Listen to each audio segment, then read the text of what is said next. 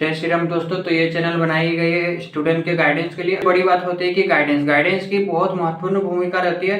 अच्छे गाइडेंस नहीं रहने के कारण 2 से 3 साल तक स्टूडेंट बर्बाद कर देता है और उसमें से भी किसी को नहीं पता चलता, जिसके कारण गलत डायरेक्शन में पहुंच जाते हैं और जिसके कारण क्लासेस करते रह जाने से भी कुछ नहीं कर पाते हैं। तो इसी चैनल पर हम ओनली फॉर स्टूडेंट के लिए बनाई गई है। स्टूडेंट के लिए guidance, study material, classes, books review, best teacher and best classes for SSC and UPSC के लिए मोस्ट इम्पोर्टेंट करंट अफेयर्स और न्यूज और किसी भी स्टूडेंट के लिए कोई भी स्कॉलरशिप अगर निकलते हैं तो उसके बारे में वेबसाइट के बारे में बताएंगे। तो आप लोग इस चैनल को अगर हेल्पफुल हो रहा है तो आप इस चैनल को सब्सक्राइब कर सकते हैं। बताना चाहते हैं कि इंडिया में अगर कोई भी स्टेट में, जैसे कि स्टेट पीसीएस के लिए बहुत सारे राज्य सरकार कोचिंग से निकालते हैं फ्री के लिए, और उस स्टूडेंट के लिए ईयर का इनकम 8 लाख से कम होती है, जैसे कि हमारे यहाँ निकाले गए हैं और हरियाणा में भी थे कुछ दिन पहले, और इस सब के लिए भी जानकारी इस चैनल पर मिलेगी।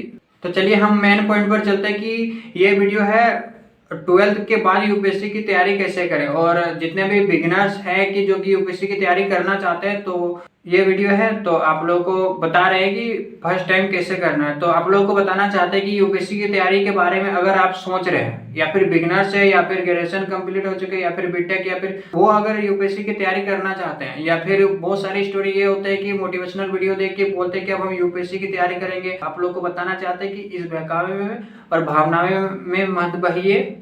और आप लोग ऐसे सोचते हैं कि यूपीएससी हम कर लेंगे, तो यूपीएससी उतना भी आसान नहीं है जितना आप लोग सोचते हैं, और यूपीएससी उतना भी हार्ड भी नहीं है जितना कि बहुत कोई लोग बता देते हैं कि पहाड़ है, ये है, वो है। तो उतना भी नहीं है, बस इरादा मजबूत होनी चाहिए। और किसी भी चीज को आप कर रहे हो, एसएससी की कर रहे हो, बैंकिंग की कर रहे हो, रेलवे की कर रहे हो, यूपीएससी की कर रहे हो, तो बस यही कहना चाहेंगे कि इरादा मजबूत रखिए, हॉनेस्टली कीजिए, खुद के साथ चीट मत कीजिए और तैयारी कीजिए। और 12 की बात कैसे करें ये हम अपने तरफ से नहीं बता रहे हैं कि बहुत सारे हम लेक्चर्स देखने के बाद, बहुत सारे टॉपर्स की, एक टॉपर की बात नहीं कर रहे, बहुत सारे टॉपर के लेक्चर्स देखने के बाद इधर उधर से इकट्ठा करके हम बता रहे। खुद ये अपने तरफ से नहीं बता रहे कि ये खुद नहीं कर पा रहा और खुद को लेक्चर दे रहा, तो ऐसी बात नहीं है। हम बहुत सारे जगह से इधर उधर से करके, मतलब कि जो मेन पॉइंट है वो बताने जा रहे हैं। तो आप लोग को बताते हैं कि सबसे पहले कि 12 के बाद कैसे तैयारी करें यूपीएससी की। तो आप लोग जो भी अगर 12 के बाद यूपीएससी की तैयारी करना चाहते हैं तो आप लोगों को बोलना चाहेंगे कि आप अगर ग्रेजुएशन कर रहे हैं तो वो अगर यूपीएससी की तैयारी करना चाहते हैं तो बीटेक के साथ साथ यूपीएससी की तैयारी करना आई थिंक कालिदास के बराबर होंगे, और उतना अभी तक है नहीं कि जो कि मतलब दोनों कवर कर सके। तो आप लोग पहले बीटेक कंप्लीट कर लीजिए, फिर सोचिएगा। और जो 12 के साथ करना चाहते, 12 के बाद जो कि करना चाहते, जो 12 करके फिलहाल पास हुए और वो अगर करना चाहते हैं यूपीएससी की तैयारी, तो आप लोगों को बताना चाहेंगे। तो सबसे पहले तो आप भावना में मत बहिए, और रियलिटी में अगर अच्छे से करना चाहते हैं तो 12 करने के बाद सबसे पहले आप सिलेबस देख लीजिए। सिलेबस देखने के बाद भी अगर आप लोगों को लग रहा है कि करना चाहिए यूपीएससी का, तो आप कर सकते हैं। उसके लिए सबसे पहले आप लोगों को एनसीईआरटी पढ़नी होगी। विदाउट एनसीईआरटी के बिना आप यूपीएससी करना बहुत ज्यादा मुश्किल हो जाता है। बहुत सारे टॉपर से कुछ टॉपर है कि विदाउट एनसीईआरटी के बिना भी कर लेते हैं, लेकिन लास्ट में उनको एनसीईआरटी पढ़ना ही पड़ेगा। आप कोचिंग के साथ पढ़िए या फिर पहले पढ़ लीजिए, लेकिन एनसीईआरटी पढ़ना ही पड़ेगा। तो आप लोगों को बताना चाहते हैं कि सबसे पहले आप लोग एनसीईआरटी पढ़िए, और ऐसे मत पढ़िए कि सिर्फ पढ़ रहे रीडिंग मार रहे और ध्यान कहीं और है। ऐसे कोई भी चीज को ऐसे पढ़ने से कुछ लाभ नहीं होने वाला, सिर्फ बुक का कवर ही दिखेगा। आप लोग माइंड कंसंट्रेट करके एनसीईआरटी पढ़िए, 6 से लेकर 12 तक की एनसीईआरटी पढ़िए, और उसमें से भी कौन सी एनसीईआरटी पढ़नी है। तो आप लोगों को बताना चाहते हैं कि हिस्ट्री की और ज्योग्राफी की एनसीईआरटी 6 से लेकर 12 तक की पढ़नी है, और पॉलिटी की एनसीईआरटी आप लोगों को 11th और 12th की, और इन्वायरमेंट के लिए कुछ बायो के एनसीईआरटी 11th के पढ़ने पड़ते हैं कुछ चैप्टर, और इकोनॉमिक्स के 11 और 12 की। 6 से 12 तक ओनली हिस्ट्री एंड ज्योग्राफी की एनसीईआरटी पढ़नी पड़ेगी। और बहुत सारे स्टूडेंट ऐसे भी होते हैं कि एनसीईआरटी उतना दिमाग में घुस नहीं रहा, सिर्फ रीडिंग मार रहे हैं। तो आप पहले कोई भी एसएससी के क्लासेस होते हैं, बहुत सारे लेक्चर्स है, तो और बहुत कम फी में मिल जा रहे हैं, तो आप लोग खरीद लीजिए, या फिर टेलीग्राम पर ऑलरेडी है तो वहां से आप ज्वाइन करके क्लास कर लीजिए पहले एनसीईआरटी की।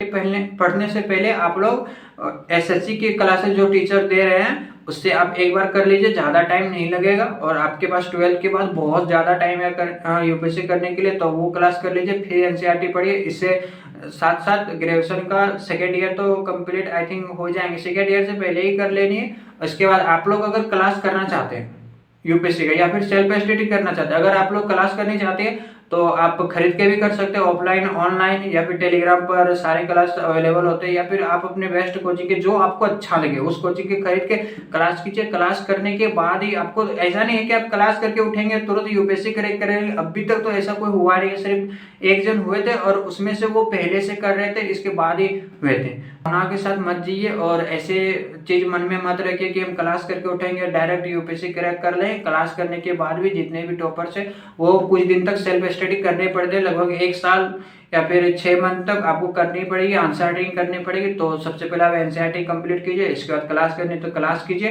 क्लास करने के बाद आपको आंसर राइटिंग ये सब मतलब क्लास में बताए जाएंगे कैसे करनी है। 12th के बाद यूपीएससी करने के लिए आई थिंक बहुत टाइम होता है, तो उससे अच्छा अगर आप लोग की ये सब उनके लिए है जो कि बहुत सारे ऐसे ग्रेजुएशन होते हैं बहुत सारे स्टेट में कि ओनली नाम लिखवा लेते हैं बस, जाते नहीं है एग्जाम के टाइम पर जाते हैं, तो वो कर सकते हैं क्योंकि उनके पास टाइम है। और जो ग्रेजुएशन कर रहे हैं और जिसके कॉलेज बेस्ट है और उसमें से स्पोर्ट सब होता है, पहले एक्टिविटी जो होते हैं तो उसमें भी भाग लीजिए, वो आगे आपके काम देंगे वो चीज़।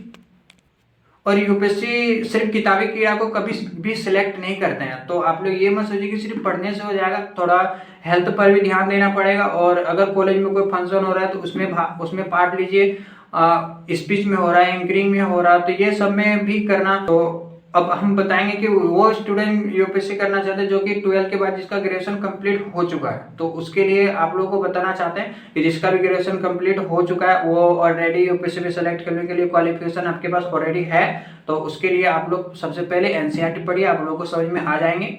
बाद आप लोग अगर कोचिंग लेना चाहते हैं या फिर कोचिंग करना चाहते हैं तो आप लोग कोचिंग परचेज भी कर सकते हैं, या फिर यूट्यूब के हेल्प की मदद से, या फिर वेबसाइट, या फिर बहुत सारे कि कोचिंग संस्था होते हैं कि जो कि इंट्रेंस एग्जाम लेने के बाद वो फ्री में देते हैं, तो वो भी कर सकते हैं। तो आप लोग उसके बाद कोचिंग कर ले सकते हैं, और कोचिंग करने के बाद फिर आप अपने से कर सकते हैं। और इसका सेल्फ स्टडी तो करना ही पड़ेगा, ये इसके अलावा कोई उपाय नहीं है। तो इसके बाद तो अभी के लिए इतना ही। वीडियो देखने के लिए थैंक यू। राधे राधे।